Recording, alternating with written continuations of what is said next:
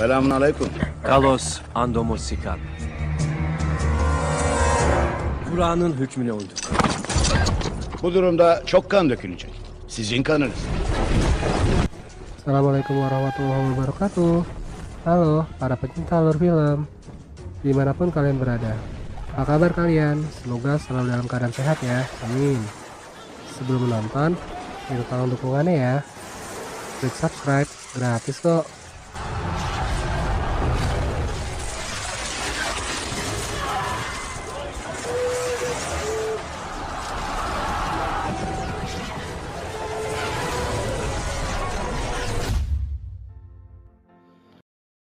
Kali ini, kita akan membahas film Muhammad Al-Fatih 1453. Film sejarah tentang jatuhnya kota Konstantinopel yang merupakan kota dengan benteng terkuat di dunia saat itu oleh tentara Utsmani yang dipimpin oleh Sultan Mehmed II atau Muhammad Al-Fatih. Film dimulai dengan flashback ke tahun 627 Masehi di kota Madinah, beberapa tahun sebelum Rasulullah wafat. Beliau bersabda bahwa Konstantinopel akan jatuh ke tangan Islam. Pemimpin yang menaklukkannya adalah sebaik-baiknya pemimpin, dan pasukan yang berada di bawah komandonya adalah sebaik-baiknya pasukan. Sins berpindah jauh ke kota Edirne, Turki, tanggal 29 Maret 1432. Di sebuah istana, Sultan Murad II, pemimpin Kekaisaran Ottoman, setelah ia selesai membaca Al-Quran surat Al-Fat, terlihat seseorang memberikan kabar bahwa istrinya telah melahirkan anak laki-laki, yang kemudian dia beri nama Muhammad, dan itulah Muhammad Al-Fatih kecil. Sağlıklı bir erkek evlat dünyaya getirdi sultanım. Peygamber Efendimiz'e hürmeten adı Mehmet olsun. Adını ben verdim, kaderini Allah versin. Cerita selanjutnya, saat itu Muhammad Al-Fatih sudah berusia 19 tahun. Bertempat di luar istana, terlihat dia sedang melakukan latihan pedang dengan sahabatnya yang bernama Hasan. Dia adalah seorang kesatria pasukan Utsmaniyah yang sangat loyal kepada Turki Utsmani. Setelah mereka selesai berlatih, seorang pembawa pesan datang dari istana Edirne dengan membawa sepucuk surat yang menyatakan bahwa ayahnya telah meninggal. Dengan kondisi itu, Muhammad Al-Fatih secara sah naik tahta, dan dengan segera ia mendatangi jasad ayahnya di istana Edirne.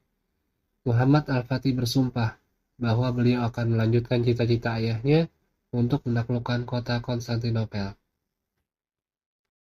Berita wafatnya Sultan Murad II akhirnya sampai kepada Kaisar Bizantium, dan para penasehatnya menyambut gembira kabar itu. Akan tetapi, salah satu penasehat yang bernama Adipati Notaras malah sebaliknya. Dia merasakan kekhawatiran karena Sultan Mehmed II atau Muhammad Al-Fatih diketahui adalah orang yang cerdas. Beliau mempelajari ilmu tentang teknik sains matematika dan menguasai beberapa bahasa. Semua itu hanya demi cita-citanya untuk menaklukkan kota Konstantinopel. Berita wafatnya Sultan Murad II juga sampai ke Raja Paus, dan di saat Sultan Mehmed sedang mengadakan rapat dengan para penasehatnya, datanglah utusan dari Kaisar Konstantin. Dia mengirimkan surat perdamaian, dan Sultan Mehmed II atau Muhammad Al-Fatih harus membayar upeti yang kini menjadi naik 300 koin untuk Pangeran Orhan, salah satu pangeran Kesultanan Utsmani yang dijadikan sandra di Konstantinopel. Sultan Mehmed II berjanji akan membalas surat tersebut dan menerima perjanjian damai. Beliau juga meminta kepada Perdana Menterinya untuk mengirimkan surat perjanjian damai kepada Raja Hungaria Polandia, Raja Serbia, serta Paus. Namun, hal ini tidak disetujui oleh penasihatnya. Akan tetapi, Sultan Mehmed menjelaskan kalau itu adalah langkah awal untuk misi penaklukan kota Konstantinopel, supaya beliau bisa fokus menyerang kota Konstantinopel tanpa bermusuhan dengan kerajaan Kristen yang lain.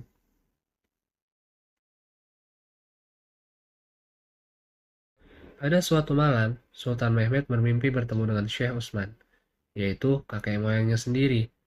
Dalam mimpi tersebut, Syekh Utsman berpesan bahwa Sultan Mehmet lah yang telah diramalkan oleh Nabi Muhammad untuk menaklukkan kota Konstantinopel. Setelah mimpi tersebut, Sultan Mehmet langsung mengutarakan rencananya kepada para penasehatnya untuk membuat 100 kapal dan 3 meriam raksasa dalam waktu setahun, seolah-olah saat itu akan terjadi peperangan besar. Perdana Menterinya dipercaya untuk memimpin pembangunan benteng yang diberi nama Kastil Romelia di Bogaskesen yang terletak di sebuah bukit di sisi Eropa dari Selat Bosporus dengan tujuan untuk mencegah seluruh bantuan dari Eropa yang menuju Konstantinopel. Keputusan pembangunan benteng itu begitu mendadak dan sangat mengejutkan pihak Konstantinopel. Atas situasi tersebut, Kaisar Konstantinopel dengan segera mengirimkan surat kepada aliansinya, terlebih kepada Raja Paus, untuk menanggapi apa yang telah dilakukan oleh Sultan Mehmet. Dia juga meminta kesatria Romawi untuk bersedia datang ke Konstantinopel membawa pasukannya untuk mempertahankan kota tersebut. Mereka berencana membentuk tentara yang tangguh untuk membuat takut Sultan Mehmet. Namun, ketika itu Sultan Mehmet tahu bahwa aliansi mereka sedang dalam masalah. Kondisi Perancis dan Inggris saling berperang, sedangkan Jerman sedang menghadapi konflik internal, sehingga kecil kemungkinan untuk mereka bisa membantu Konstantinopel. Kondisi mereka sangat tertekan dan tak ada pilihan lain kecuali penggabungan gereja agama Ortodoks dengan Katolik, walaupun semua rakyat Konstantinopel yang beragama Kristen Ortodoks saat itu sangat kecewa atas keputusan kaisarnya yang menjual agama demi ambisinya. Kaisar Konstantinopel memerintahkan Adipati Noras untuk menyuruh Urban, orang yang mampu membuat meriam besar, demi mempertahankan kota Konstantinopel. Namun Urban menolak, dan dia diancam untuk dibunuh, tetapi berhasil diselamatkan oleh Hasan. Dan sebagai tanda jasanya, Urban dan anaknya bersedia mendukung pasukan Turki Utsmani, dan bersedia memenuhi permintaan Sultan Mehmet untuk membuat meriam raksasa yang belum pernah ada sepanjang sejarah. Sultan Mehmet terus mengupayakan persiapan perangnya. Beliau meminta Hasan untuk terus mengawal pembuatan meriam raksasa sebagai senjata utama jarak jauh untuk menjebol benteng Konstantinopel yang terkenal sangat kuat. Muzaffer eyle!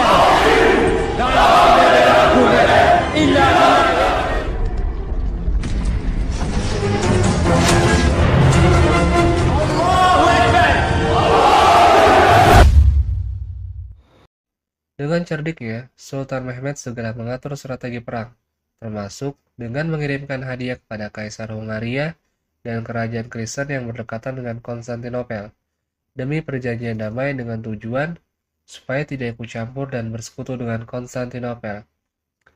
Sedangkan di pihak lain, Kaisar Konstantinopel memasang rantai besi raksasa di bagian selatan Golden Horn, yang merupakan tembok terlemahnya, karena benteng itu hanya memakai tembok satu lapis, sehingga tidak memungkinkan kapal-kapal pasukan Sultan Mehmet untuk melintas dan menyerang, karena terhalang oleh rantai tersebut. Rencana invasi pun telah matang. Meriam raksasa itu dibawa ke medan pertempuran dengan menggunakan tenaga lembu dan manusia.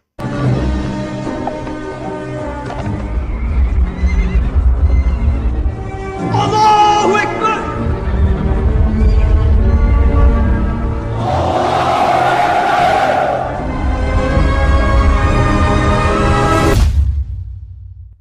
Dişlerini gırtlağımıza geçirmek, himayetindeki sınırlarımızı,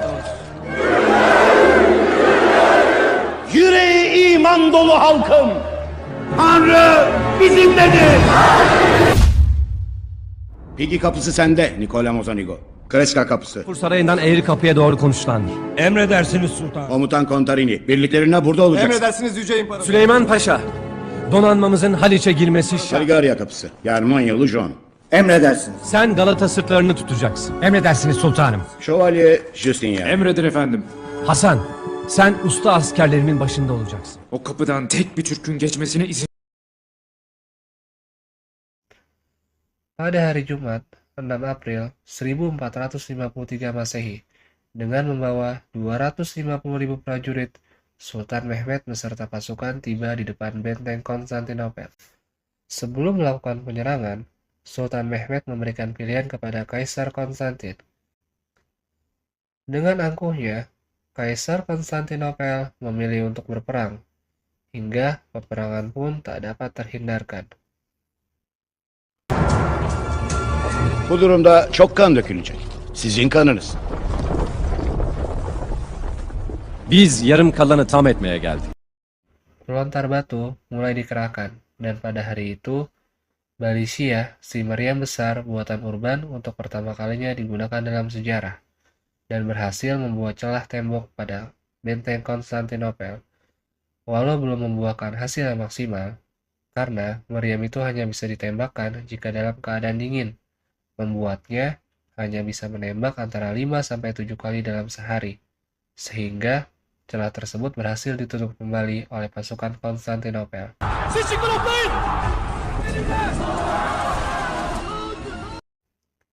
Banyak korban berjatuhan di kubu Sultan Mehmed, karena pasukan infanterinya diserang habis-habisan oleh pemanah, serta serangan mematikan yang dikenal dengan semprotan api Yunani, hingga dalam peperangan hari pertama akhirnya dimenangkan oleh pihak Konstantinopel. Mereka berpesta pora karena tahu bahwa bentengnya mustahil untuk ditembus oleh musuh. Dalam genjatan 5 hari setelah penyerangan, Sultan Mehmed memerintahkan kepala penggali yang bernama Mustafa untuk membuat terowongan bawah tanah secepat mungkin, demi bisa menembus benteng megah itu. Namun, hal tersebut diketahui oleh pasukan Konstantinopel, dan menyebabkan beberapa orang penggali akhirnya mati syahid.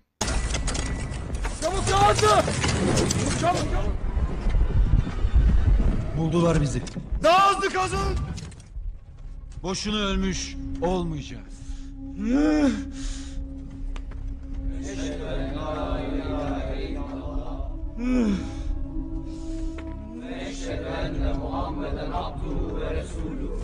Allahu Ekber. Allahu Ekber.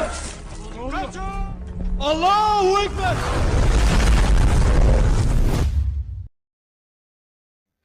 Setelah 12 hari penyerangan pertama, Sultan Mehmed memanggil Hasan bersama pasukan kavalerinya untuk melakukan penyerangan kedua pada malam hari.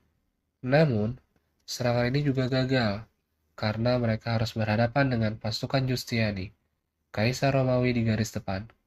Menara berjalan, pembawa infanteri pasukan Utsmani itu habis dihancurkan oleh pasukan Justiani dan hampir saja membuat Hasan tewas dalam serangan ini. Hari demi hari berlalu, serangan demi serangan pasukan Sultan Mehmed berhasil dikalahkan oleh pasukan Konstantinopel. Sultan saat itu terlihat sangat stres dan frustasi, terlebih saat diketahui ada 3 kapal bantuan dari Raja Romawi berhasil datang dan bergabung dengan Konstantinopel. Sultan Mehmed tetap bertahan di arena peperangan dan memilih menyendiri di dalam tendanya. Selama berhari-hari, semua pasukan dibuat bingung dan mulai tak mempunyai semangat tempur. Hingga akhirnya, di tengah rasa frustasi itu, datanglah seorang guru spiritual, yaitu Syekh Agung, guru spiritual Sultan Mehmed. Dalam kunjungannya ke medan perang, dan berkata, "Saya Syekh Agung mengajak Sultan untuk membuktikan apa yang telah dia mimpikan, yaitu bertemu dengan mendiang salah satu syuhada bernama Abu Ayyub dan menunjukkan makamnya yang selama ini tak pernah diketahui. Abu Ayyub pernah ikut serta dalam pengepungan Konstantinopel bersama pasukan Islam. Beliau tidak pernah meninggalkan tempat tersebut hingga akhir hayatnya."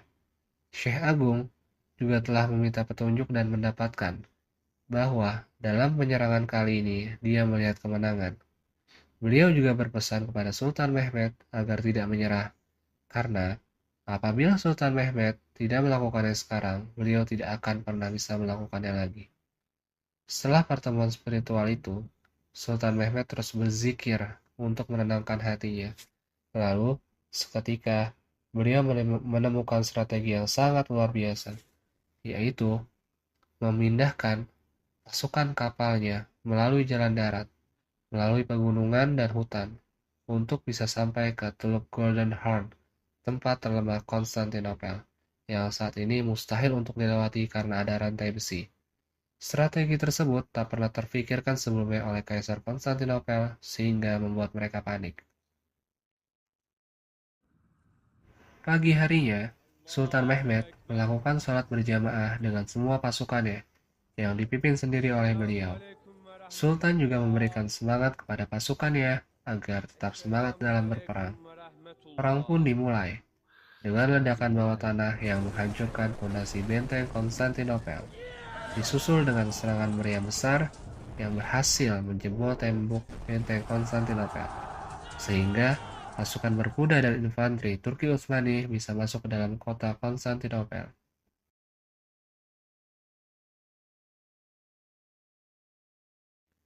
Di hari dengan cuaca yang tenang, benteng Konstantinopel akhirnya berhasil diruntuhkan. Semua warga panik dan menyelamatkan diri dengan bersembunyi di gereja Hagia Sophia. Kemudian, untuk pertama kalinya, Hasan bisa berhadapan langsung dengan Giustiani. Hingga akhirnya pada pertempuran tersebut, Giustiani berhasil dikalahkan dan meninggal. Sementara, dalam situasi darurat itu, petinggi kerajaan, Adipati Notaras, meminta Kaisar untuk melarikan diri dari istana. Namun, semua itu ditolak oleh Kaisar, yang memilih untuk ikut bertempur, walaupun akhirnya dia meninggal dalam peperangan itu. Aksi heroik yang terakhir terlihat yaitu saat Hasan mencoba mengibarkan bendera Turki Utsmani di atas benteng Konstantinopel untuk mendeklarasikan bahwa benteng itu telah berhasil direbut. Hingga akhirnya Hasan berhasil walaupun dia meninggal menjadi syuhada karena luka beberapa anak panah dan luka-luka lainnya.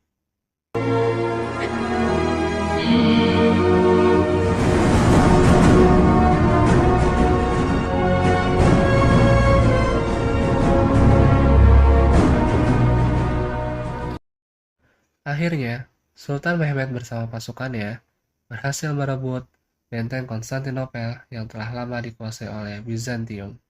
Sultan Mehmed atau Muhammad Al-Fatih yang saat itu masih berusia 21 tahun, akhirnya memasuki kota Konstantinopel dan turun dari kudanya untuk melakukan sujud syukur. Setelah itu, kota Konstantinopel resmi menjadi bagian daerah kekuasaan dari kerajaan Turki Utsmani. Dalam keberhasilannya itu, beliau tidak membunuh orang-orang Kristen yang tersisa, melainkan merangkulnya untuk diberikan hak hidup berdampingan dan diberikan kebebasan untuk memeluk agama sesuai kepercayaannya. Dengan ini, film pun berakhir. Semoga film ini dapat menginspirasi kita untuk tetap berusaha dan berdoa untuk mendapatkan hal-hal positif yang kita inginkan. Mohon maaf apabila dalam penyampaian banyak yang kurang baik. Semoga kalian terhibur. Sampai jumpa di cerita selanjutnya. Jangan lupa dukungannya ya. Assalamualaikum warahmatullahi wabarakatuh.